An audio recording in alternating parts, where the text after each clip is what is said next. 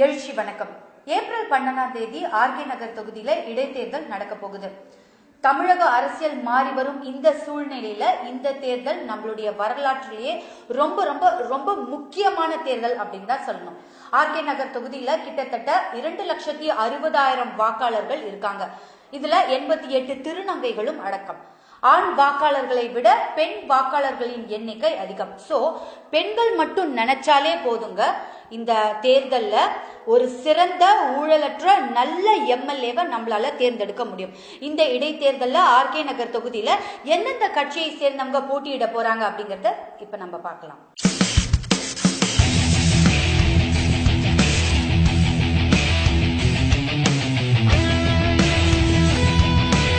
சசிகலாவின் குடும்பத்தை சேர்ந்த டிடிவி தினகரன். இவர் தனியார் தொலைக்காட்சியில சமீபத்துல ஒரு இன்டர்வியூ கொடுத்துட்டு இருக்காரு. அவர் பக்கத்துல 3 புகைப்படங்கள் இருக்கு. முதல் புகைப்படம் புரட்சி தலைவர் எம்ஜிஆர். டிடிவி தினகரன் வேணா தன்னை ஒரு சின்ன புரட்சி தலைவர் அப்படின்னு சொல்லலாம். ஆனா மக்களுக்கு தெரியும் உண்மையான புரட்சி தலைவருக்கும் இவருக்கும் எந்த சம்பந்தமும் இல்லைன்னு.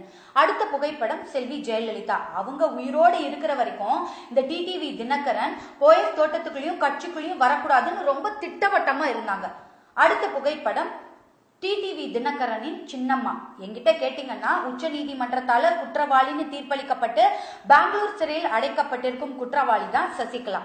சோ இந்த தினகரன் அந்த இன்டர்வியூல பேசிட்டு இருக்கும் போது ரொம்ப சாமர்த்தியமா நல்லா பேசுறதா அவர் வேணா நினைச்சுக்கலாம். ஆனா எவ்வளவு பச்சையா போய் சொல்றாருன்னு பாக்குற நம்மளுக்கு தெரியும். என்ன சொல்றாரு?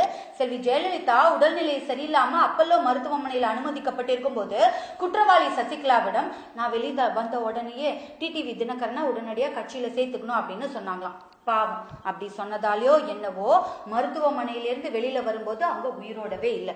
சோ இந்த டிடிவி தினகரன் இந்த ஆர்கே நகர் தொகுதியில நிக்க போறாரு அப்படின்னு சொல்லி நிறைய பேர் சொல்லிட்டு இருக்காங்க.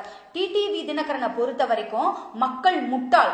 என்னுடைய பணத்தையும் அதிகாரத்தையும் வச்சு எப்படியும் மக்கள் கிட்ட ஓட்டு வாங்கி ஜெயிச்சிடலாம் அப்படின்னு அவர் நினைச்சாருன்னா கண்டிப்பா இந்த போட்டியில நிப்பாரு.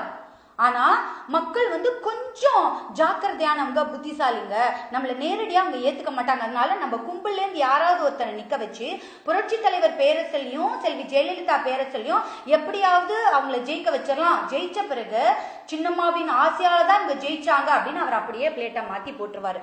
ஆக மொத்தத்துல சின்னம்மா பேரை சொல்லி யாரு வந்தாலும் அவங்கள மண்ணு கவ்வ வைக்கணும். அடுத்ததா திமுக. 2015 நடைபெற்ற ஆர்கே நகர் தொகுதியில திமுக போட்டியிடல. ஏன்னா அங்க ஜெயலலிதா நின்று போட்டிட்டாங்க. அதுக்கு பயந்து என்னவோ இவங்க போட்டியில பங்கேற்கவே இல்லை. ஆனா இந்த வாய்ப்பை பயன்படுத்தி இந்த வருஷம் நடக்க போற இந்த தேர்தல்ல போட்டியிடணும் அப்படின்னு அவங்க நினைச்சாங்கன்னா அவங்களுக்கும் நம்ம சரியான பாடத்தை புகட்டணும். தீபா கடந்த 15 வருஷத்துல செல்வி ஜெயலலிதா தீபா இங்க வா, இந்த பொறுப்பை நீ ஏத்துக்கோ, இந்த சேவை செய் அப்படின்னு ஒரு முறை கூட அவங்க சொல்லல. அதே மாதிரி தீபாவும் எந்த ஒரு அரசியல் பணியிலையும் ஈடுபடல, எந்த ஒரு சோசியல் ஒர்க்கும் செய்யல. ஆனா செல்வி ஜெயலலிதாவின் மறைவை பயன்படுத்தி அதன் மூலமா அரசியல்ல ஆதாயம் தேடணும் அப்படிங்கிறதுக்காக இப்போ ஆர்கே நகர் தொகுதியில அவங்க போட்டியிடுறாங்களா. அவங்களுக்கும் நம்ம ஒரு சரியான பாடத்தை கற்பிக்கணும். அடுத்ததா பிஜேபி. வட இந்தியா முழுக்க அலையடித்து கொண்டிருக்கும் பிஜேபி தமிழகத்துல ஒரு அல்வா கூட நம்மளால விற்க முடியல அப்படின்னு ரொம்ப போராடிட்டு இருக்கிறாங்க. நம்ம இவ்வளவு நாளா எய்ம்ஸ் கொடுங்கன்னு கேட்டுட்டு இருந்தோம். நம்மளுக்கு எய்ம்ஸ் கொடுக்காம வட இந்தியாவுக்கு கொடுத்துட்டு இப்ப பிரச்சனை கொடுக்கக்கூடிய அந்த ஹைட்ரோ கார்பன் திட்டத்தை மட்டும் ஏத்துக்கோன்னு கேட்டுட்டு இருக்காங்க. இந்த பிஜேபிக்கு எப்படி பதிலடி கொடுக்கணும் அப்படின்னு நான் சொல்ல தேவையில்லைங்க, நீங்களே கொடுப்பீங்க. இதுக்கு நாங்க என்ன பண்ணணும்? நாங்க பெசநகர், அண்ணா நகர், கே நகர், விருதுநகர், மயிலாப்பூர் இந்த தொகுதியில தானே இருக்கோம், எங்களுக்கும் ஆர்கே நகருக்கும் எந்த சம்பந்தமும் இல்லையே அப்படின்னு சொல்றீங்களா?